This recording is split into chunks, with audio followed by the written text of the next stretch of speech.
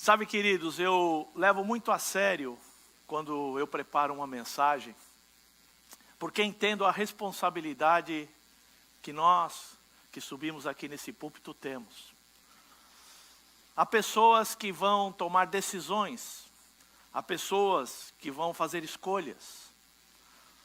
E a minha maior preocupação, e eu creio que tanto do pastor Léo e dos irmãos que têm pregado, é não ficar aqui falando da minha ideia, do que eu penso. Você não saiu da sua casa para ouvir a minha opinião. Você não saiu da sua casa para ouvir o que o Marcos pensa. E sabe, queridos, eu tenho pavor de colocar a minha opinião aqui. Por isso que todas as vezes que nós somos chamados para pregar, a única coisa que nós usamos é a Bíblia, a palavra de Deus. Essa palavra que é poderosa para transformar a nossa vida. Sabe, queridos, nós usamos a palavra durante a mensagem para que você nunca ache que veio aqui aprender uma filosofia ou alguma outra coisa. Você veio aqui para ser liberto pela palavra de Deus. Você veio aqui para ser restaurado pela palavra de Deus. Jesus disse: conhecereis a verdade e a verdade vos libertará. E é essa verdade que vai transformar, porque a palavra de Deus ela é viva. Ela é viva. Amém? Quantos aqui amam a palavra de Deus? Amém. Quantos aqui amam a Bíblia? Cadê a sua Bíblia? Levanta aí quem tem a Bíblia na mão. Olha o pessoal levantando muito celular, mas alguns estão aí perseverando. Amém? Não tem problema. O importante é ver. O importante, a Bíblia de papel é bom porque você foca toda a sua atenção nela. O celular, quando você está aí, de repente, pim, pim, começa a chegar uma mensagem que você não estava preparado para receber e tira toda a atenção.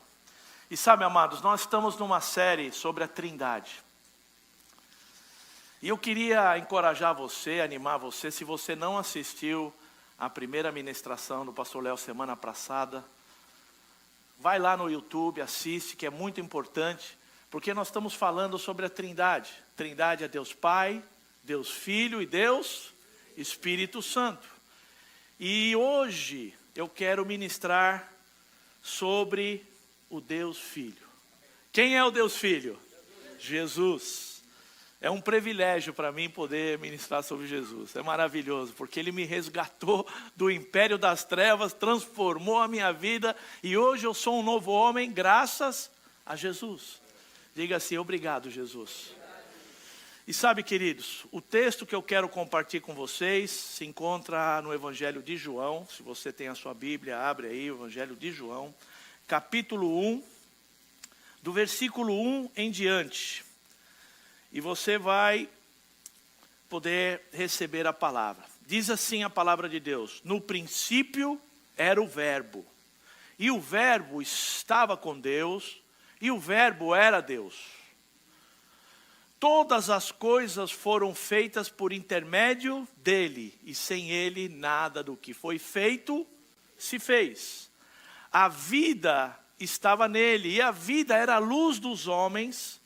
No 5, a luz resplandece nas trevas, e as trevas não prevaleceram contra ela. Amém? Onde a luz entra, as trevas têm que sair. É isso que ele está dizendo. Jesus é a luz do mundo. E onde Jesus entra, glória a Deus, Ele reina. Amém, queridos? Fecha seus olhos, baixa sua cabeça, eu quero orar nesse momento. Senhor, eu agradeço a Deus por estarmos aqui. Senhor, nós pedimos, abre os nossos ouvidos espirituais. Nós queremos ouvir a Tua voz, calar todas as outras vozes. Em nome de Jesus, poder escutar aquilo que o Senhor tem para dizer. Não o que nós queremos ouvir, mas aquilo que cada um aqui precisa ouvir. Fala individualmente, fala como igreja. Resplandece o teu rosto nesse momento. Eu me esvazio para que o Senhor me encha. Eu diminuo para que o Senhor cresça, Pai. Para que toda glória, toda honra, todo louvor seja somente tua. Em nome de Jesus, e o povo de Deus diz: amém. Sabe, queridos, o que tem de diferente no cristianismo que não tem em nenhuma outra religião? A Trindade. Deus Pai, Deus Filho e Deus Espírito Santo. Como nós lemos aqui, hinduísmo, budismo, islamismo, tem lá cada um o seu Deus, e hoje as pessoas estão criando outros deuses. Muitas vezes são deuses do eu mesmo. Dessa geração da humanidade que criam deuses parecidos à sua imagem e semelhança, humanismo. E nós servimos a um Deus trino, um Deus que é uma relação, um Deus que é amor. 3 pessoas, com a sua divindade, divinamente Deus, 100% Deus, mas com atividades e papéis diferentes quando se relaciona com a criação. O Léo falou sobre Deus Pai, que nós podemos chamar Papai. E sabe, queridos, quem é o Filho de Deus? Quem é Jesus nesse contexto? E a palavra de Deus diz que Ele é a pedra angular, a pedra de esquina. Ele é o fundamento onde a nossa fé é construída. Tudo que nós vivemos como igreja é construído no nome de Jesus, pelo modelo que Jesus nos deixou. Mas Ele também é a pedra de tropeço, Ele é a pedra de escândalo que trava todas as outras religiões. Ele é o autor e consumador da nossa fé. Por isso que lá em Hebreus diz, por isso, olhando essa grande nuvem de testemunhas, deixando todo o pecado, o embaraço que tão de perto nos rodeia, corramos com paciência a carreira que está proposta, olhando para Jesus, autor e consumador da nossa fé. Quantos creem nisso? Então ele está dizendo, vamos olhar para Jesus. Isso significa literalmente que a fé cristã começa em Jesus e termina em Jesus. Por isso que diz que Ele é o Alfa e o Ômega, Deus Filho. E sabe, queridos, outro papel de Jesus, outra característica importante é que Jesus é Deus. E Ele existe antes de todas as coisas. Antes de tudo ser criado, Ele estava no princípio com Deus. E que princípio? Antes da criação, antes do universo ser criado, antes do cosmos ser criado, antes que tudo viesse a existir, Jesus já estava lá. Ele já estava lá. Ele é Deus e sempre existiu. Foi Ele quem criou todas as coisas. E quando o apóstolo João diz o verbo estava com Deus, fala de uma relação íntima de Deus Filho com Deus Pai. Tão próxima, tão unida, que é como se o termo grego apontasse para uma frase assim: um estava no outro. Um estava no outro. E certa vez Jesus está com os seus discípulos. E Filipe olha para Jesus e diz, Jesus, mostra-nos o Pai. Mostra-nos o Pai. E Jesus olha, Filipe, hello? Anybody home? Eu estou com vocês há tanto tempo e você pergunta, mostra-nos o Pai. Quem vê a mim, vê o Pai. Eu e o Pai somos um. E sabe que uma das coisas que mais me toca quando eu leio esse texto e quando eu vou antes de Jesus ser assunto aos céus, das últimas orações de Jesus. Ele olha, ele diz, Pai, esses que tu me destes, que eles sejam um, como eu e você somos um. Você em mim e eu neles. Por aqueles que virão. Então Jesus orou por nós. Jesus orou por você. Diz aí para a pessoa que está do seu lado, Jesus orou por você. Se você está aqui hoje, você é a resposta da oração de Jesus.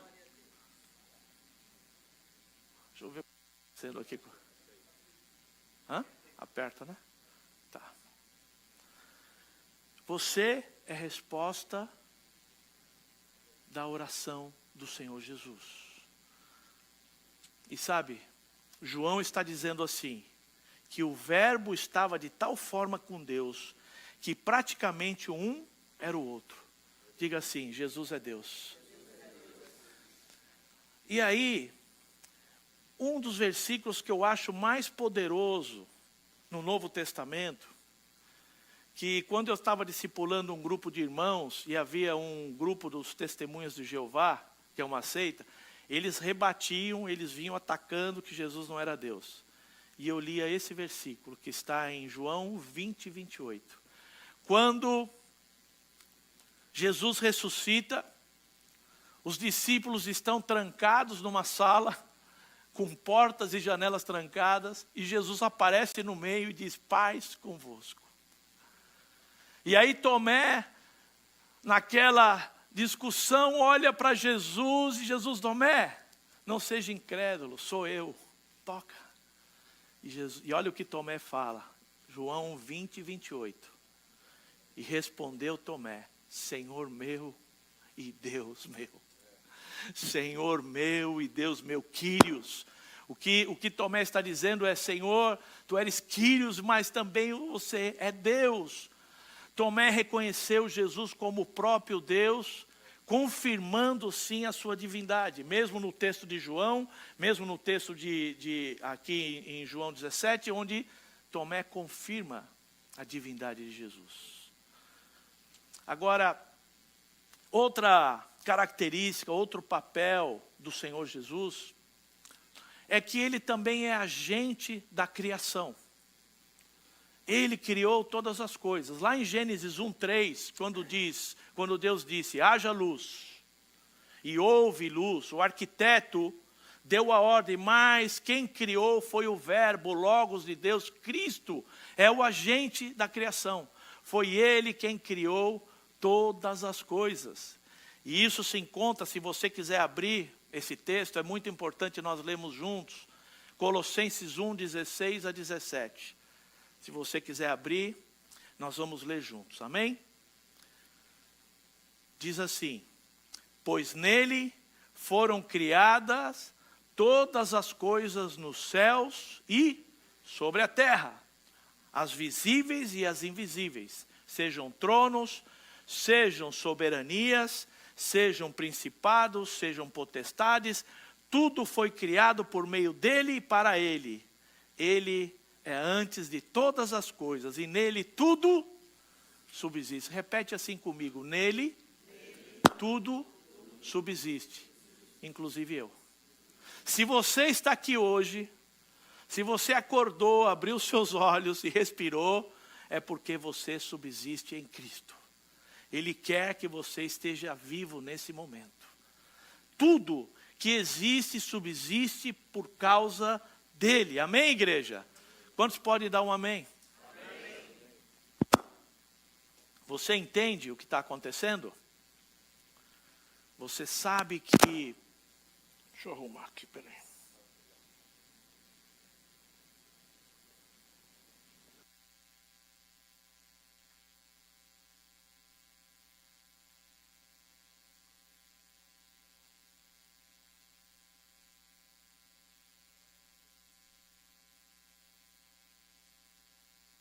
Hein? Agora vai? Tá ligado ou não? Ok. Glória a Deus. Vamos lá.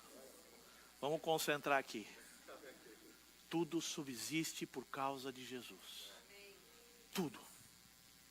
Tudo que nós vemos hoje subsiste porque Ele criou e Ele mantém a gente vivo e Ele mantém hoje o mundo sendo preparado para a vinda do Senhor Jesus. Mas também uma coisa importante, igreja. Jesus é homem. Diga isso, Jesus é homem.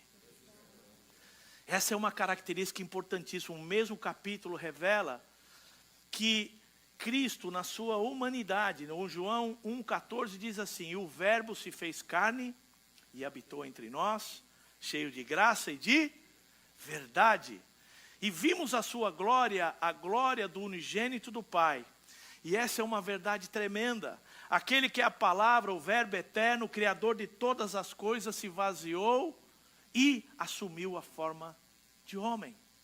Em Gálatas 4:4 diz assim: mas vindo a plenitude dos tempos, Deus enviou o seu Filho nascido de mulher, nascido da lei. Ele teve que nascer como homem comum. Jesus Cristo teve carne, Jesus Cristo teve nervos, músculos, sangue, teve ossos. Se Jesus não tivesse sido homem, como homem, ele não poderia ter morrido no nosso lugar. E pago assim a penalidade que era para mim e você, a penalidade que nos cabia. E a segunda coisa que Jesus se tornou homem, para poder se compadecer de nós como sumo sacerdote. Para poder se compadecer de nós como sumo sacerdote, ele tinha que se tornar homem e experimentar nossas dores e assim poder nos assistir. Quantos podem dar uma glória a Deus por isso? E sabe, queridos, um texto, porque muitas pessoas pensam que Jesus só sofreu na cruz. A cruz foi o ápice, foi quando ele entregou tudo, e a maior dor foi quando houve a separação do Pai. Mas se você for lá em Isaías 53, e diz assim lá em Isaías, olha, no versículo 2, ele cresceu diante dele como um broto tenro, como uma raiz saída de uma terra seca. Ele não tinha qualquer beleza ou majestade que nos atraísse. Nada havia em sua aparência que o desejássemos. Foi desprezado, rejeitado pelos homens, um homem de dores, experimentado no sofrimento, como alguém de que os homens escondem o rosto, foi desprezado, e nós não tínhamos como estima. Jesus não somente sofreu, mas ele passou por todas as coisas que um homem pode passar. Ele sofreu. A Bíblia não fala muito da idade, no tempo da adolescência de Jesus. Somente existe um texto quando a mãe dele encontra ele no templo, depois de 3 dias, pregando lá para os sacerdotes. Mas nós sabemos que Jesus sofreu. Porque a Bíblia está dizendo que ele foi um homem de dores. Ele passou por muitas coisas, sabe, queridos? E olha o que diz em Hebreus 4:15. Porque nós não temos um sumo sacerdote que não possa compadecer-se das nossas fraquezas. Antes, ele foi tentado em todas as coisas. Diga, tudo. Na nossa semelhança significa como homem, mas tem uma diferença. E aqui diz, mas sem pecado. Mas sem pecado. Diga assim, ele nunca pecou. Ele sofreu, ele passou por perrengues, passou por muitas situações difíceis, mas nunca pecou. E aí, muitas pessoas me procuram, pastor, eu não consigo deixar esse hábito. Pastor, eu não consigo deixar esse pecado. Pastor, é difícil. Na verdade, não é difícil. É porque essa pessoa não quer deixar. Porque o diabo, ele pode tentar, mas ele não pode obrigar. E muitas pessoas dizem, o diabo me tentou, e eu não resisti, e eu caí. É mentira, porque na verdade, a palavra de Deus diz que em Cristo nós somos novas criaturas. O pecado não terá domínio sobre a nossa vida, porque nele nós somos novas criaturas. As coisas velhas. Então, se eu não deixo as coisas velhas, é porque eu não quero. É porque eu me acostumei. E aqui está dizendo, Jesus deu o exemplo. Se ele como homem resistiu, perseverou e não pecou, da mesma maneira, através do Espírito Santo, eu e você podemos ter uma vida de vitória. Qual área que você está lutando? Que luta que você enfrenta? Qual é o seu hábito oculto que você não consegue deixar? E eu vim aqui dizer hoje que Deus quer te libertar. O Espírito Santo quer fazer algo novo na sua vida. O Espírito Santo quer fazer algo novo.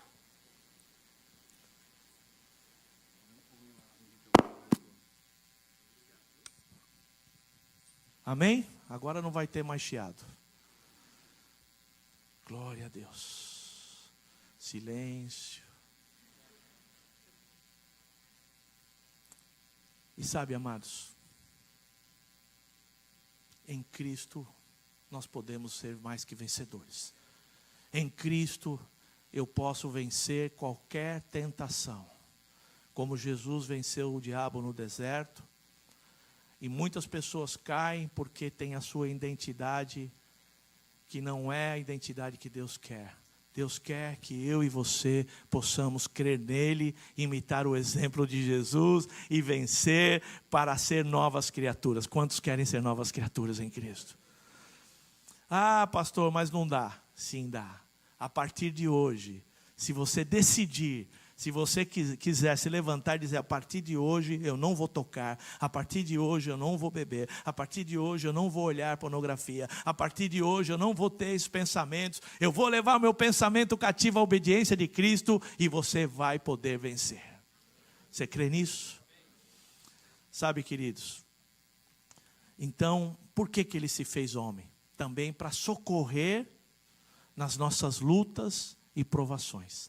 Ele conhece exatamente tudo que você passou, ele conhece os traumas que você enfrentou, ele conhece todas as situações onde você sofreu rejeição, ele sabe tudo, e por isso ele intercede agora diante do trono de Deus pela tua vida. Ele sabe as nossas limitações, e Deus, Jesus é 100% Deus e 100% homem. E 100% homem, ele ressuscitou com um corpo glorificado, e lá em Romanos 8, 29 diz, qual Deus os conheceu, também os predestinou para serem igual ao seu Filho.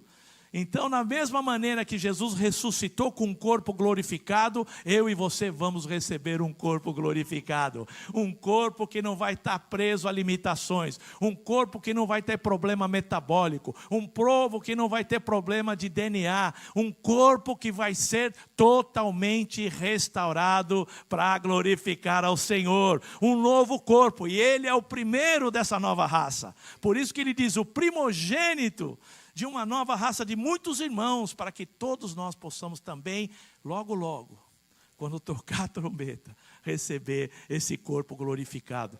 E esse corpo vai ser maravilhoso. Você vai poder reconhecer a pessoa, está certo que não vai ter os defeitos de genética que existe hoje. Ele vai ser totalmente transformado, não vai ter doença, não vai ter nada disso, vai ser algo poderoso, amém? E sabe, vai poder, Jesus aparecia e desaparecia. Ele se transladava de um lugar ao outro. E uma coisa que crente gosta, comida. Jesus comeu. Eu fui numa festa e aí uma pessoa falou para mim, pastor, crente não bebe, mas come, viu? Come. E aí pega para mim aqui, por favor. Obrigado. E aí, queridos, eu falei, não, é isso mesmo. Agora você imagina, Jesus comeu 3 vezes. Ele comeu o pão no caminho de Emaús, quando ele cortou e abençoou o pão e comeu com os discípulos, e aí abriram os olhos. Depois, quando ele entrou lá na sala onde estava Tomé, os caras estavam ainda meio dúvida, achando que ele era espírito. Ele falou, me dá alguma coisa para comer. Deram um pedaço de peixe para ele. E depois ele foi na praia e assou um peixe para os discípulos. Foi quando ele perguntou para Pedro, Pedro, tu me amas? Então eu vou dizer para você, você vai poder comer, viu? Principalmente aqueles que gostam de comida, viu? Aqui nós temos alguma, porque não sei se você sabe, você já foi em festa de gordinho? É todo mundo feliz, você já viu isso? Só alegria, só alegria. Agora você foi numa festa de vegano? É todo mundo triste, meio pálido. A pessoa chega, olha, experimenta esse canapé de brócolis moído com repolho. Aí a pessoa, por educação, pega, põe na boca, joga escondido. Agora, sabe por que é importante? Porque, acho que eu perdi o foco, eu fui falar de comida justo na hora do almoço. Volta para cá, volta para cá, volta para cá. Jesus é 100% Deus e 100%. Nós temos agora um Deus com um corpo glorificado de homem reinando. E você vai receber um corpo glorificado. todas essas coisas vão ser plus, porque a palavra diz que nem olhos viram, nem ouvidos ouviram o que Deus tem preparado. São coisas que Paulo disse, eu não posso nem falar, não dá para mim me expressar o que tem preparado para aqueles que amam a Deus. Deus te ama e Ele tem coisas grandes preparado, mas nós precisamos querer estar perto do Senhor. Quantos querem? E a quarta coisa que eu quero dizer é que Jesus, o Filho de Deus, Ele é rei. Diga assim, Jesus é rei. Mas também Ele é justo juiz. Ele é juiz. Ele não é apenas rei, Ele também é juiz. O Senhor é juiz soberano sobre toda a terra. E Ele virá não apenas para reinar em glória, mas para julgar com justiça. Todos nós vamos comparecer diante do tribunal de Cristo. Todos nós, toda a humanidade vai ter que prestar contas a Deus, porque Ele julga com justiça. E o nosso irmão Paulo nos dá um alerta. Paulo nos dá um alerta e eu quero deixar esse alerta para mim, para você como igreja. E esse alerta que ele fala, essa exortação profética se encontra em 1 Coríntios, capítulo 3, do versículo 11 em diante. E diz assim, porque ninguém pode pôr outro fundamento, além do que já está posto, o qual é Jesus Cristo. Se alguém sobre esse fundamento formar um edifício de ouro, prata, pedras preciosas, madeira, feno, palha, a obra de cada um se manifestará. Na verdade, o dia a declarará. Porque pelo fogo será descoberta. E o fogo provará qual seja a obra de cada um. Se a obra de alguém que edificou nessa parte permanecer, esse receberá galardão. Se a obra de alguém se queimar, sofrerá detrimento. Mas o tal será salvo, todavia, pelo fogo. E o que eu estou realmente construindo com a minha vida? Essa é a pergunta que nós devemos fazer com esse texto. Madeira, feno, palha, ouro ou pedras preciosas? Pensa um pouquinho. Então veja, que o texto nos fala, o que a Bíblia está dizendo é que se você está construindo uma vida de madeira, feno, palha, tudo isso será consumido pelo fogo do juízo de Deus e não servirá para nada. Imagine você gastar a sua vida construindo algo que não vai ter valor eterno. Aqui nós vamos viver 80, 90, comparado com uma eternidade, bilhões de anos, não é nem uma gota, é um milésimo de uma gota de um oceano. E o que eu estou fazendo com a minha eternidade? A palavra diz que essa pessoa será salva como através do fogo. E você pode dizer, pastor, glória a Deus, pelo menos salvo. Pelo menos eu vou ser salvo. Mas amado, ser salvo pelo fogo não parece algo agradável. Quantos aqui querem ser salvos pelo fogo? Silêncio. Quantos aqui querem ser salvos realmente com galardão e receber a glória de Deus? Amém. Agora sim, 3 pessoas disseram amém. Sabe, queridos, eu não sei exatamente o que significa ser salvo pelo fogo. Mas uma coisa eu sei, eu não quero descobrir. Eu não quero descobrir. Eu não quero descobrir. E sabe o que vem na minha mente? Há pouco tempo nós tivemos 2 incêndios catastróficos. Um no Havaí e outro na Califórnia. Como nunca antes. E eu vi uma reportagem de um brasileiro que vivia no Havaí, ele contando que o fogo estava a vários quilômetros. E de repente, no mesmo dia, começou um vento de 60, 70 milhas. E esse vento chegava em questão de minutos, em questão de 1 hora, ele andou mais de 10 ou 15 quilômetros. E onde ele passava, sabe aquelas labaredas de vento com fogo? Como a gente tem aqui o furacão que vem vento e água, era vento e fogo. As pessoas não tinham tempo de fazer muita coisa. Algumas pessoas, ele estava mostrando que eles pegavam toalha, molhavam na água, cobriam a cabeça e saíam correndo. Não dava para pegar carro, não dava para pegar documento, não dava para pegar nada.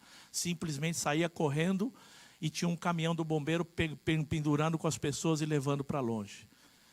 Quando ele falou que questão de minutos, tudo que ele tinha, a casa, o carro, tudo foi queimado em questão de minutos. Porque o fogo, quando entra com essa velocidade, ele destrói. Ficou só a cinza. E ele falou, até a minha roupa ficou chamuscada do fogo. E essa imagem que eu venho, muitos vão chegar lá no céu, só com a roupinha chamuscada de fogo, todo pretinho do fogo, dizendo, ai meu Deus. Eu não quero. E eu sei que você também não quer. E eu quero convidar o Ministério de Louvor. E sabe, queridos, hoje o Espírito Santo quer nos confrontar com algumas perguntas. Vou me ajudar aqui com o teclado.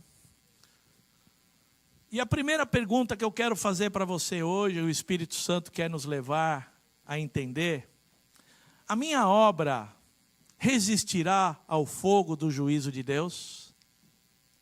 O que eu tenho feito será aprovado ou será queimado? Estou vivendo para receber um galardão eterno ou apenas ser salvo como pelo fogo? Que legado eu tenho deixado para Deus? Cada um de nós, quando entendemos o papel do Deus Filho, Jesus, e o que Jesus vem fazer é resgatar o que se havia perdido, dar uma nova identidade em Cristo, para que a gente possa fazer as boas obras que Ele nos mostrou. Deus quer que você leve galardões daqui da terra. Deus quer te presentear. E Ele não quer que ninguém seja salvo dessa maneira, por um triz.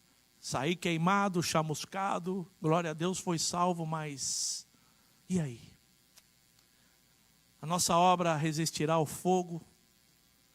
E o que eu tenho feito será aprovado ou será queimado?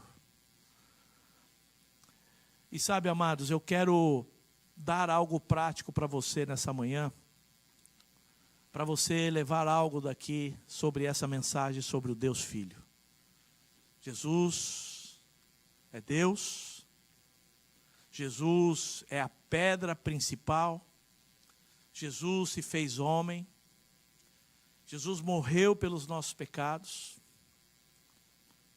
e Ele voltará, Ele reina, Ele voltará. E Ele está preparando a nossa igreja, a nossa vida, para tudo que está por vir na humanidade. E a primeira coisa, que o que você crer sobre Jesus, determina o seu destino eterno. O problema é que muitas vezes nós criamos um Jesus, a nossa própria imagem. Ou um Jesus Frankenstein, que é um pedaço de cada coisa que eu fui, daquilo que o meu pai me ensinou, daquilo que eu aprendi na escola, daquilo dos livros que eu li.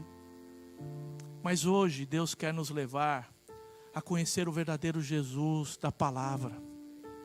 Esse Jesus que é Deus. Esse Jesus que transformou a história da humanidade de uma maneira simples, de uma maneira humilde. Quando as pessoas esperavam um rei que ia entrar em Roma, ia derrubar o reinado de Roma, ia fazer toda aquela transformação, mas ele veio de uma maneira tão humilde, tão simples, um homem de dores, para buscar a sua família. E eu e você somos essa família. E sabe, queridos, Ele veio para isso. Ele veio para isso. E o que você crer sobre Jesus vai determinar o seu destino, o seu futuro e a sua eternidade. Em João 14:6 diz assim: disse-lhe Jesus: eu sou o caminho, eu sou a verdade e eu sou a vida. Ninguém vem ao Pai senão por mim. Pastor, eu não consigo entender o que está acontecendo. Eu não tenho resposta para muitas coisas. E eu quero dizer, muitas coisas nós não vamos ter respostas. Mas toda vez que você tiver dúvida, toda vez que você tiver perguntas, lembre desse versículo. Jesus é o caminho, Jesus é a verdade e Jesus é a vida. Pastor, eu não estou entendendo, Deus não fala comigo. Lembra agora, diz assim: Jesus é o caminho, Jesus é a verdade, Jesus é a vida. Pastor, estou passando por luta e não sei porquê. Jesus é o caminho, diga comigo: Jesus é o caminho, Jesus é a verdade, Jesus é a vida. Só os homens agora: Jesus é o caminho, Jesus é a verdade, Jesus é a vida. As mulheres: é o caminho. Todas as respostas que nós precisamos está em Jesus. Ele é o caminho. Talvez eu não enxergue, talvez eu esteja passando por um momento de tribulação, e a palavra diz: luz para os meus pés, lâmpada para o meu caminho, ou lâmpada para os meus pés, luz para o meu caminho é a tua palavra. Ele é o caminho, amados. Ele é o caminho. Ele vai nos guiar pelo caminho, mesmo quando a gente não consegue ver, mesmo quando as coisas parecem difíceis. Ele é o caminho. Eu não desisto, mas também Ele é a verdade.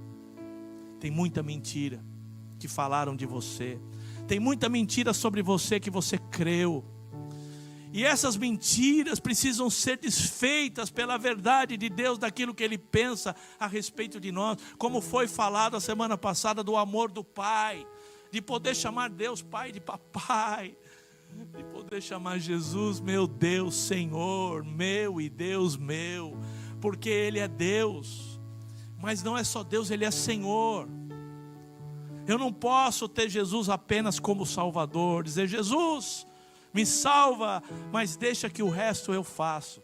Deixa que as minhas decisões eu tomo. Deixa que as minhas finanças eu cuido. Deixa que a minha família eu cuido. Não funciona desse jeito. Ou é tudo ou não é nada. Eu tenho que querer amar a Deus com todo o meu coração, com a minha alma, com todo o meu entendimento, e entregar tudo. Ele é a verdade, mas não só isso. Ele diz: eu sou o caminho, eu sou a verdade, eu sou a vida. A verdadeira vida.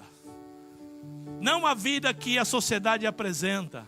Não a vida que a gente vê nessa sociedade humanista que coloca o homem no centro. A verdadeira vida, aleluia, é a vida quando nós caminhamos com o Pai, com Jesus. Essa é a verdadeira vida. Ele diz: vinde a mim, todos vós que estáis cansados e sobrecarregados, e eu vos aliviarei. Significa, Deus vai trazer alívio, Deus vai trazer gozo, Deus vai trazer paz.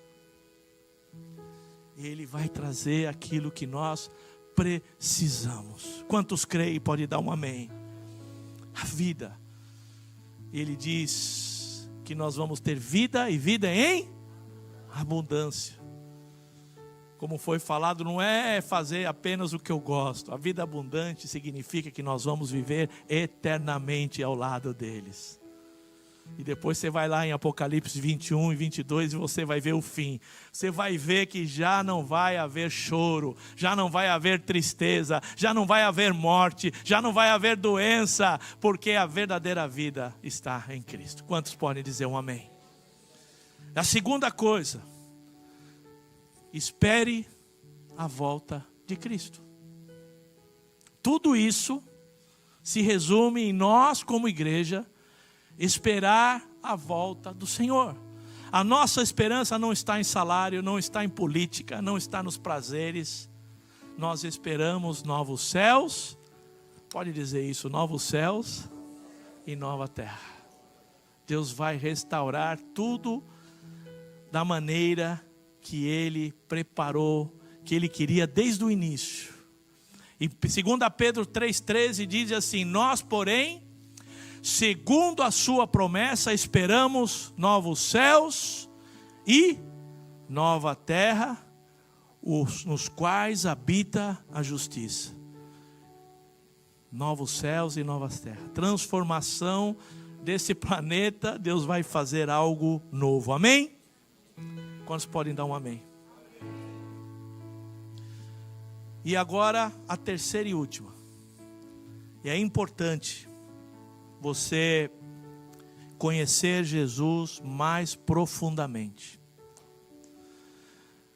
Não apenas de ouvir falar, estude, medite, entregue não só o coração, mas entregue a sua mente. Ele é o Rei da Glória. Vamos ficar de pé. Depois nós vamos cantar aquele refrão, Ellen. Tá, aquele refrão eles prepararam, né? E eu queria ler para você o versículo que está no Salmo 24. Que é uma declaração de amor, preparando para que o Rei da Glória entre nesse lugar. Que a gente possa desejar e esperar os novos céus e a nova terra. Salmo 24 diz assim: levantai, ó porta, as vossas cabeças. Levantai, ó entradas eternas, e entrará o Rei da Glória. Diga assim: entrará o Rei da Glória. E aí o salmista pergunta: quem é o Rei da Glória? O Senhor forte e poderoso, o Senhor poderoso de guerra, Ele é o Rei da Glória. Levantai, ó portas, vossas cabeças, levantai, ó entradas eternas, e entrará o Rei da Glória. Quem é o Rei da Glória? Vamos dizer bem forte: Jesus Cristo, esse é o Rei da Glória.